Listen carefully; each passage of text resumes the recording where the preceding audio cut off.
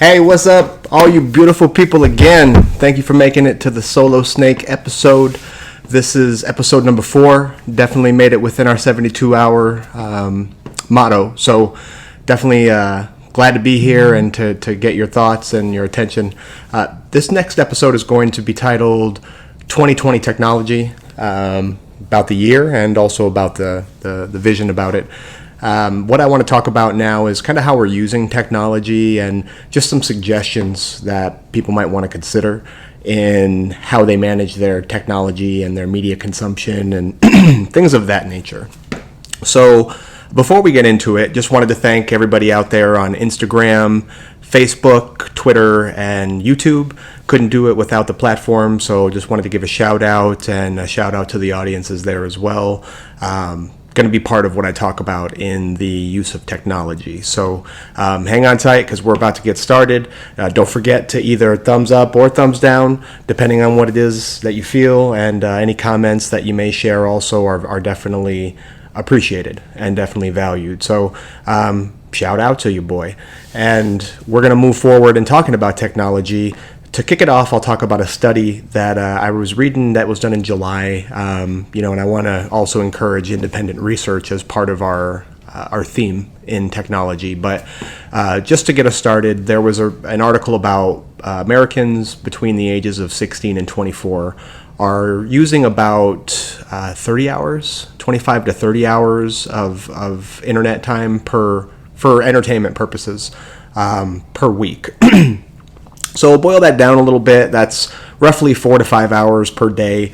2 to 3 hours of those were in social media, and I'm definitely not here to bash any technology, but that's where I want to start the focus about is what people are doing on social media. Me myself, I know I've used easily 2 to 3 hours just kind of surfing around and scrolling around looking at things, but fortunately not that often, and I stay busy outside of the internet, so I don't have a lot of time to do that stuff. But if I did, maybe I'd be more subject to it. My point is that 2 to 3 hours a day, just looking at pictures and laughing and just looking at stuff, not really getting anything done, may not be the most constructive way to use your time, depending on what your situation is, and especially depending if there's other goals or objectives that you're looking at trying to accomplish. So I just wanted us all to take a hard look at how we're spending our time using these resources, because with great power, from these apps and great opportunities that come from them, I think it's fair to say that there should be a great responsibility that is with it also. I understand we're basically in our infancy of using these resources and being at such high speeds and high access to data and information and awareness and all those things, and they're all good. They're definitely all good. The issue isn't the apps or the technology. I think the opportunity exists in us as the users, and just to kind of take a step back and look at what are we doing with this tech, where we could be changing the world or saving the world. We're sometimes goofing off more than we're using it to be positive or constructive. And subsequently, what that results is people, dumping entire buckets of time into watching a lot of this stuff. And hey, you like what you like, but at the same time, if it's stopping you from achieving things that you're trying to reach, that might be an issue that you want to consider taking a peek at. The other aspect is, with all this technological interaction, I think we're losing something that has to do with the human interaction, and I think it shows in a lot of different ways. It's writing on the wall in our societies and in our communities. So I wish there was a better way. I know as human beings, we want things to be fast and easy, and it's super easy to send somebody a quick text or even some type of voice, FaceTime or whatever you're using for your voice calls or your video calls. So I know it's easy. I think we need to take a step back from that also and realize how important it is to have the human interactions also. A lot of these people that commit a lot of these mass shootings or shooting attempts or whatever, I can't help but to ask myself, where was their friend? where was their cousin or their brother or whoever it was? Like, I just feel like there could have been a human intervention that could have occurred there, where, somebody could have lifted the spirits up or their spirits up, or, swayed them from doing something stupid, and maybe they just weren't there anymore because we don't care about each other the way we used to anymore. And I know that's a strong thing to say. Technology has made it really easy for us to isolate ourselves amongst, certain people or no people, from the comfort of our own room or home. So I want us to just take a step back and look at that. And maybe it's not the very best way that we can enhance our society with this technology if we just stay immersed in it and we abandon the human interaction part. So another challenge to you out there, hey, I really like technology. Again, I really hope to not offend any technology lovers or companies or apps out there, because that's not what this is about. And I just want to reinforce it again, that I think the opportunity is with how we interpret or perceive the technology and how we're using it.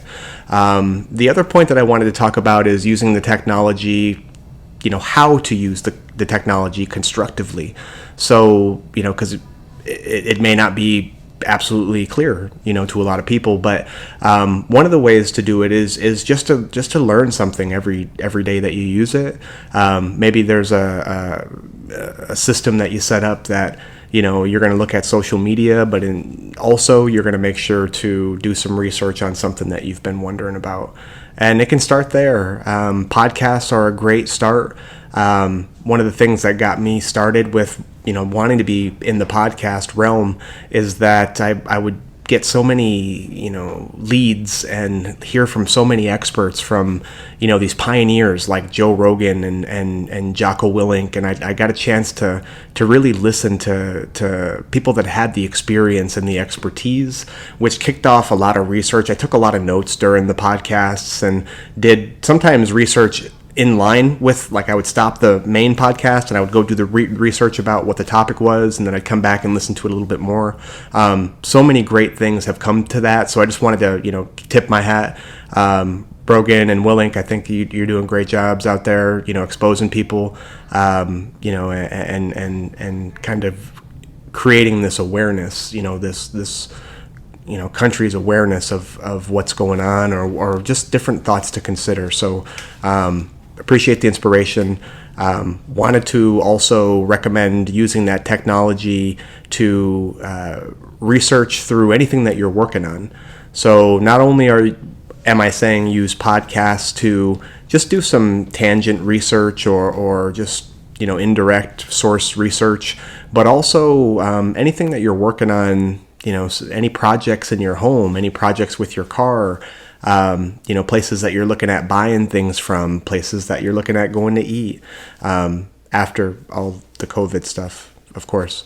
But I think that we fail to realize sometimes, or to remember, that these tools have been made to give us information so quickly and easily, but we often just abandon the thought of looking something up when it would be so easy, because we think we know, or we think it should be a certain way. But when in fact, if I've learned anything, it's that before I do anything now, I'm looking up as much information as I can find about it, because I'm often surprised or unexpecting of some of the content that I find that would have saved me some serious time, money, maybe safety. So I think that it's a great practice, before you go to a certain store, check their hours, check some feedback. It's super quick. Before you do any tasks with maybe your yard, look it up. Why not? Why not? We get the information so quickly that it's only going to take you a couple of seconds. So you probably spend more time making your coffee. When you're having conversations about different topics with peers or colleagues at work or family members, don't forget, this information can be found factually, just in seconds at your fingertips. So Another good way that you could potentially use technology throughout your day to day. Just remember that it's there, and how strong that the truth is. That brings up another point about needing to do secondary research often, secondary, tertiary, multiple layers of research, I think, is necessary to really arrive at as close as you can come to what the actual truth is, or the root subject matter that you're actually trying to find. My point is that you don't want to do your surface level research about an issue or a topic and then lean on that research without any supportive research that goes with that. There's a ton of stuff out there on the internet, and what I mean to say is that there's no validation process often to this stuff on the internet. So number one, it doesn't mean that it's true just because you're seeing it on the internet, and that needs to be said in more of like a public service announcement type of setting here. And then number two, there's often opposing viewpoints on the internet, so it's important to encompass everything that you can find, 2, 3, 4 different viewpoints about what the topic consists of, just so you can get a holistic view about it and make your own educated decision. And then number three is that we need to remember that regardless of how strong the article or the document or the video, whatever it is that we're observing, however strong it may seem, there's still chance for misinterpretation or partiality. Or, the point that I want to make about that is that we shouldn't lean too hard on a lot of these, articles or things that we find on the internet, on social media, on YouTube, because ultimately we weren't there. We weren't there. We're not scientists. We're not doctors. We're not law enforcement chiefs. We're not military generals, those types of things. So to scrutinize them with heavy conviction, I think is foolish and naive. I'd like us to kind of take a step back from that scenario and say, look, this is just news. This is just data. And it may or may not be accurate. So, regardless of what it looks like, let me not lean too heavily on this information and fight tooth and nail for it, because it may not be something that's substantiated in the long term, and not anything that I've been able to physically observe or even speak to some of these people that are involved here. So I think it can prevent a lot of controversy if and conflict if we just kind of remember that we're all people here. None of us are at these typically at these incidents that happen, for certain situations where there's not concrete evidence or detail about things. Let's not bicker, between each other about those things. Let's continue to utilize technology to try to incorporate as many details and facts that we can, and publicize those and socialize them so that the entire country, if not world, will be aware of the same things, and we can move forward from a source of truth and not a source of confusion and sometimes subterfuge or camouflage. Let's not also forget that there's a lot of bad actors out there that are doing some creatively divisive things to media sources and social media. So another very, very important reason why, or like Echo would say, important reason why we need to really lean on finding all of the facts and doing all of the collateral research for a comprehensive understanding. So, and I think that's enough said about that. Another point that I wanted to cover about just using technology is that I think that if you look at it another direction, if we put too much reliance into technology, if things were to happen, with the internet, what if somebody knocks out our satellites? Not sure who that might be, but I'm just saying we may not have a lot of access to this information anymore.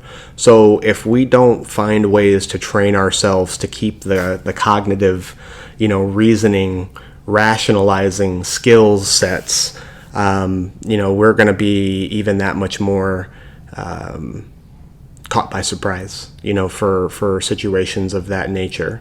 So not only that, but I also think from a day-to-day, ability to maneuver through and troubleshoot incidents, we need to still stay sharp. So if we rely too much on looking stuff up and not taking the time to learn these things because we can just look it up or whatever the case may be, or I think that we put ourselves at a real disadvantage to not stay versatile and hardy to adversity.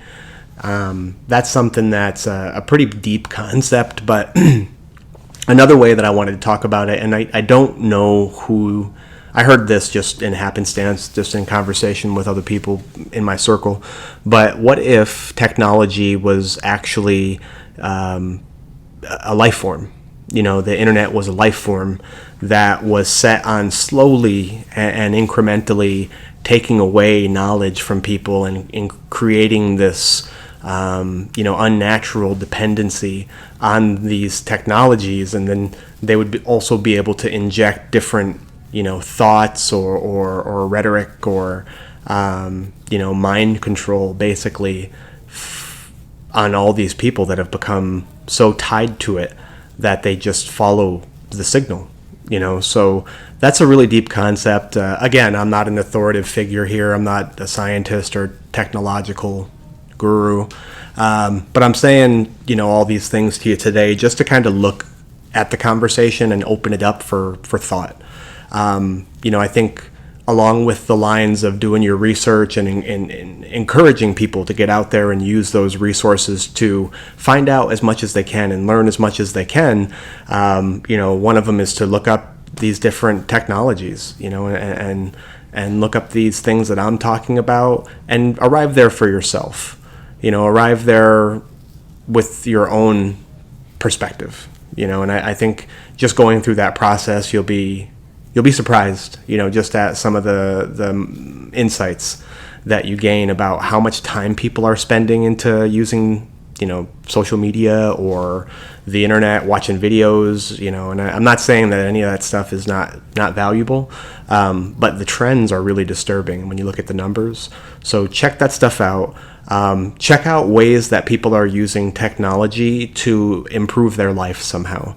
And that's not a hard find either, but I really feel like maybe just some people don't know that these miraculous, technologies are being employed in such a way that, it's really changing the world, and they can be part of it and benefit their own lives from it.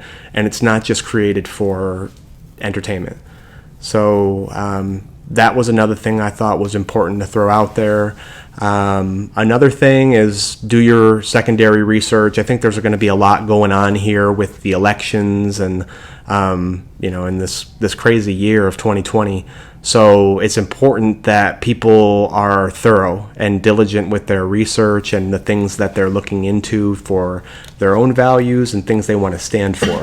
So, definitely employ those research methods. And in short, we don't want to just look at just a few articles, if not one, and then go on to argue and debate and tell people they're wrong when we really haven't understood or taken the time to understood how deep that the issue may be and all of the different aspects of it and the different sides of it, the different arguments. So that's another thing I think people should start doing with technology. Check out some of the connections use your technology to check out some of the connections between immunity, the immune system, and healthy eating and health in general, fitness health. Joe Rogan's been screaming it from his platform for a long time, and I'm so astonished that there's still no real public communication about how connected it is, and particularly at a time like this when there's a pandemic happening all around us. So, in plain words, I'm going to say, make sure you're getting your exercise in and make sure you're eating well and sleeping well. It's really important right now. So, it's always been important, but particularly now with everything going on around us, it's never been a better time to really get committed to that and get after it. So please consider that. There's an abundance of ways that you can get started incorporating the technology that you have, from apps on your phone to, going to certain websites and being able to, watch video and ask questions and different aspects of that. But it's definitely important right now. While we're talking about that, also remember that we're, from the health aspect, remember that we're all being subject to staying inside now. We're working from home. When we're not working, there's a social distancing measure, and it's just a uncertain time out there. Ultimately, my point is that we may not be getting outside very much anymore. So make a mental note about that. Another topic that I threw out there for you to get some information about for yourself is to check out the correlation, the connection between sunlight and healthy immune systems.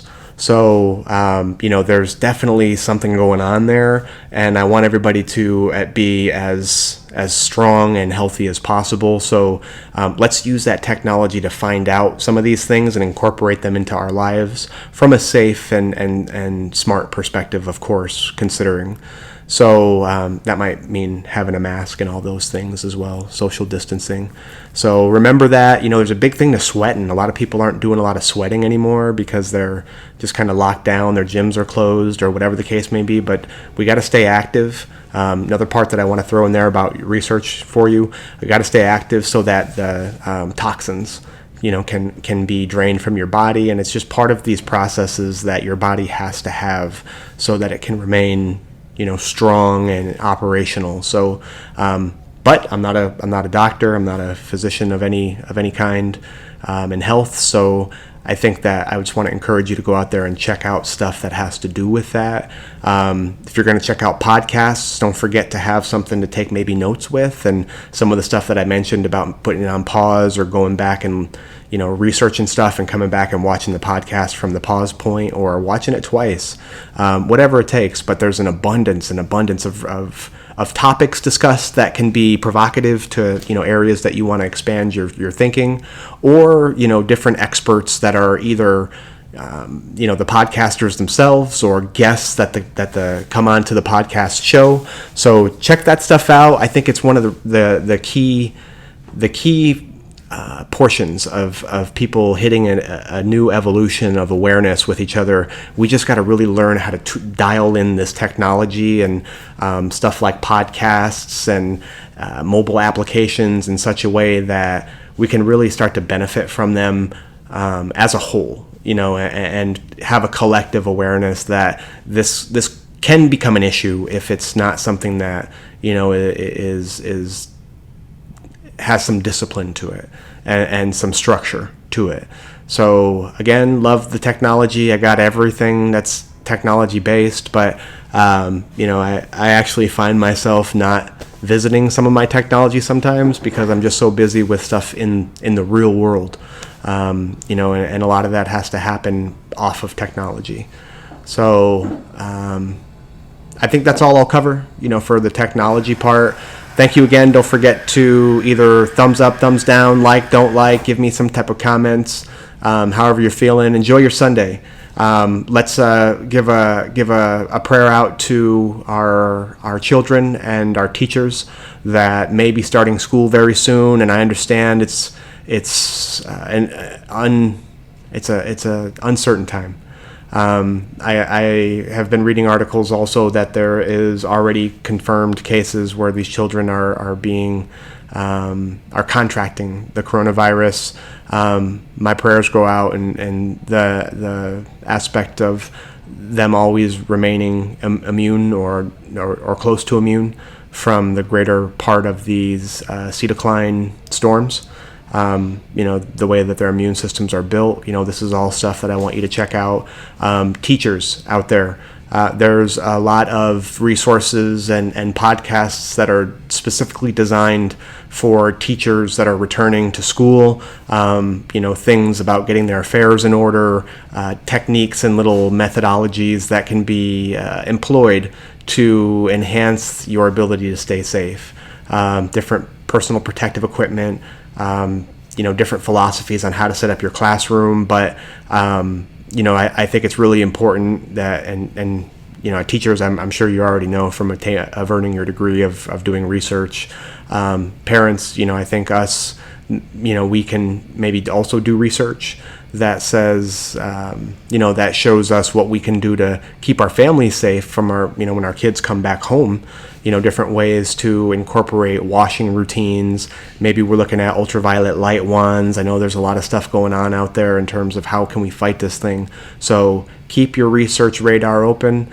Until then, I'll go ahead and let you go enjoy the rest of your Sunday, but I really appreciate you hanging out till the end of the podcast, and any of your feedback would be greatly appreciated. I'll see you in 72 hours or less. You take care of yourselves.